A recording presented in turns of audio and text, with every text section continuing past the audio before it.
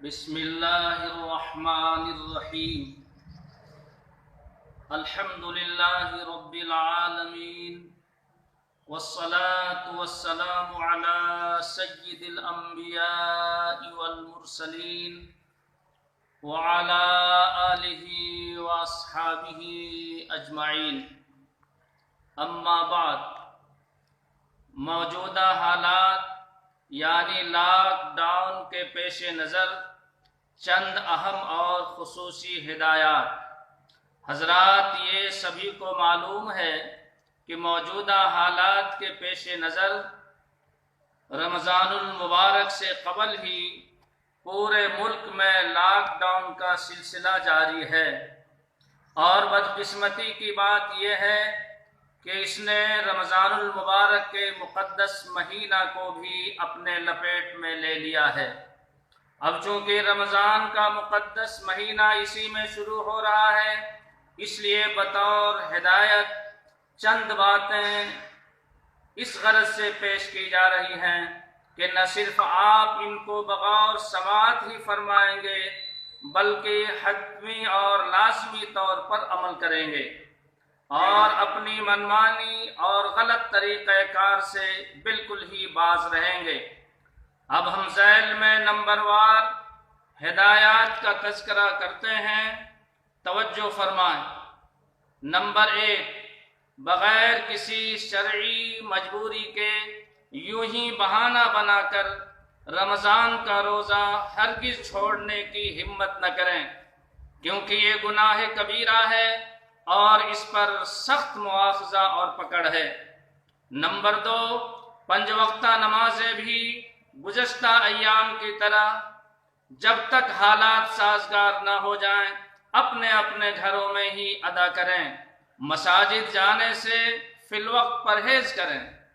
Number 3، تراویح کی نماز بھی اپنے گھروں میں گھر کے افراد کے ساتھ ممکن ہو تو باجماعت ورنہ انفرادی طور پر ادا کیا کریں. اس کے لیے ہم کم از کم 2 آدمیوں کی جماعت ہو سکتی ہے، اور یہ بھی ضروری نہیں کہ سورہ الم تر کیف سے ہی تراویح کی نماز ادا کی جائے، بلکہ جو صورتیں یاد ہوں وہی پڑھی جا سکتی ہیں. یہاں تک کہ اگر کسی کو صرف 2 ہی صورتیں یاد ہوں تو انہی دونوں صورتوں کو بار بار دونوں رکعتوں میں پڑھ کر تراویح کی نماز پوری کی جا سکتی ہے. شرعاً اس میں کوئی حرج اور قباحت نہیں. ایک بات اور یاد رہے کہ مردوں کی طرح عورتوں پر بھی تراویح کی نماز سنت ہے، لیکن عورتیں تنہا اس کا اہتمام کریں. اور یہ بھی یاد رہے کہ پورے ماہ یعنی رمضان کا چاند ہو جانے کے بعد جب تک عید کا چاند نظر نہ آ جائے تراویح کا اہتمام کریں. نمبر 4، تراویح کی نماز کے لیے آس پاس اڑوس پڑوس کے لوگوں کو ہرگز جمع نہ کیا جائے، نہ ہی کئی گھر کے لوگ مل کر ایک جگہ نماز ادا کریں، خواہ کسی بڑے ہال میں ہو یا کسی کارخانے میں ہو یا کسی چھت پر ہو. یہاں تک کہ اس سے قبل نارمل حالات میں بھی مساجد کے علاوہ جہاں جہاں لوگ تراویح کی نماز ادا کرتے تھے وہ بھی اس سال اس کو ملتوی کریں، ورنہ پریشانی ہوگی اور مسلمان اور اسلام کی بدنامی کا باعث اور سبب بنے گا. نمبر 5، عام دنوں کی طرح رمضان میں بلا وجہ گھومنا پھرنا بالکل ہی بند کریں. نمبر 6، عام رمضان کی طرح اس رمضان میں بھی کسی قسم کی اجتماعی دعوت یا افطار پارٹیوں سے بالکل ہی پرہیز کریں. نمبر 7، خصوصیت سے رمضان میں ضرورت مندوں، اپنے رشتہ داروں، پڑوسیوں اور غیر مسلم مستحقین کی جہاں تک ممکن ہو خبرگیری کریں اور ان کا تعاون کرتے رہیں. نمبر 8، خرید و فروخت لین دین کے معاملات میں حکومت کے نافذ کردہ احکامات اور ہدایات پر پابندی سے عمل کریں. نمبر 9 گزشتہ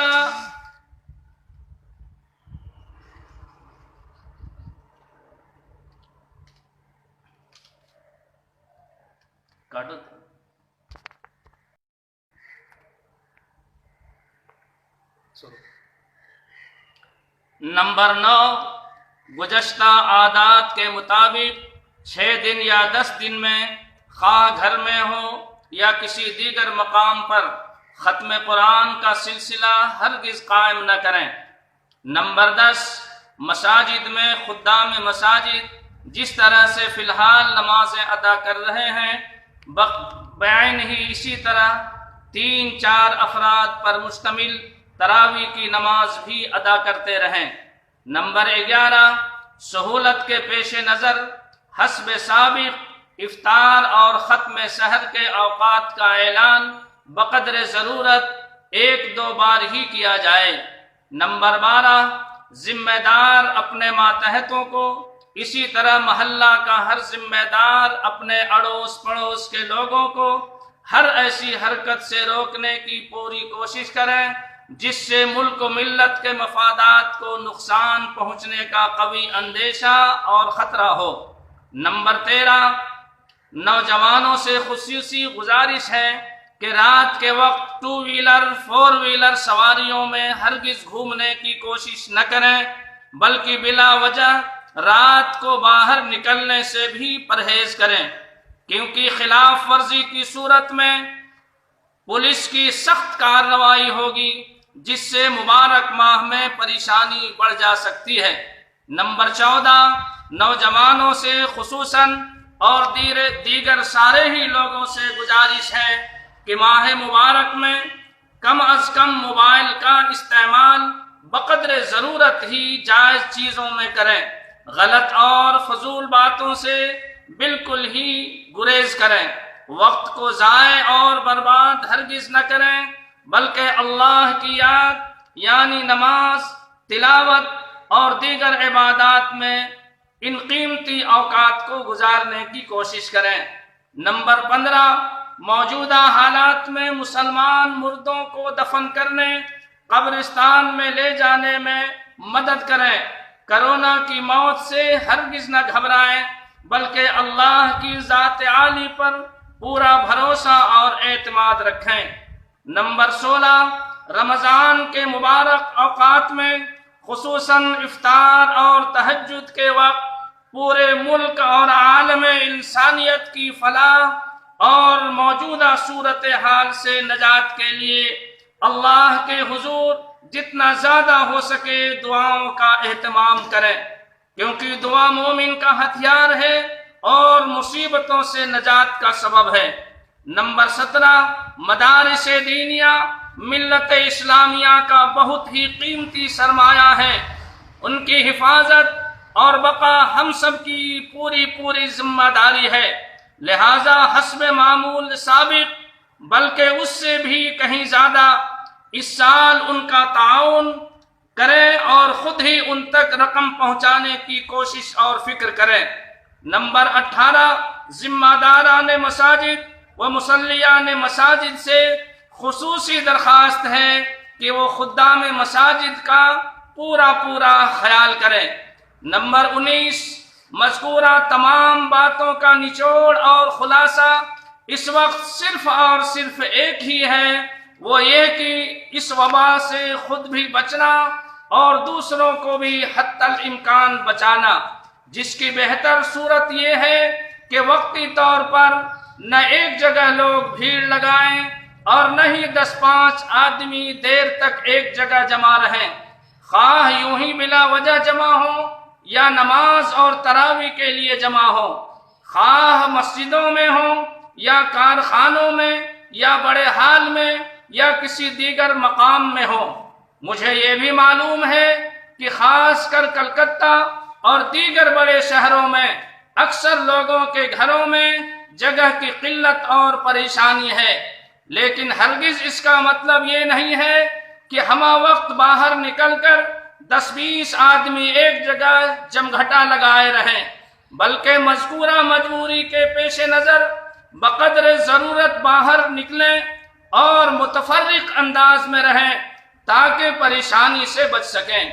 نمبر 20، ہم سب مسلمان ہیں اور مسلمان کے معنی ہے ماننے والا، یعنی اللہ اور اس کے رسول کی بات مان کر زندگی گزارنے والا، نہ کہ منمانی زندگی بسر کرنے والا۔ لیکن آج بدقسمتی یہ ہے کہ امت مسلمہ کا کثیر طبقہ منمانی اور منچاہی زندگی گزار رہا ہے، رب چاہی زندگی سے کوسوں دور ہے، اور اسی کا نتیجہ ہے کہ آج ہم ہر جگہ پورے عالم میں ذلیل و رسوا ہو رہے ہیں اور طرح طرح کی مصیبتوں میں گرفتار ہیں۔ اور انہی مصیبتوں میں سے ایک موجودہ مصیبت کرونا وائرس بھی ہے، جس سے اس وقت پورا عالم ہی دوچار ہے۔ لہٰذا منمانی اور منچاہی زندگی گزارنے سے ابھی بھی باز آ جائیں اور خدا اور رسول کی فرما برداری کریں، ورنہ اس سے بھی سنگین اور برے حالات آ سکتے ہیں۔ خدا ہم سب کو اس کی توفیق دے اور اپنی حفاظت میں رکھے۔ نمبر 21، جن لوگوں کو تراویح سے متعلق مزید مسائل کی جانکاری حاصل کرنا ہو یا دیگر کسی مسائل سے متعلق معلومات کرنی ہو، وہ لوگ وقت نکال کر یا بذریعہ فون تشریف لائیں۔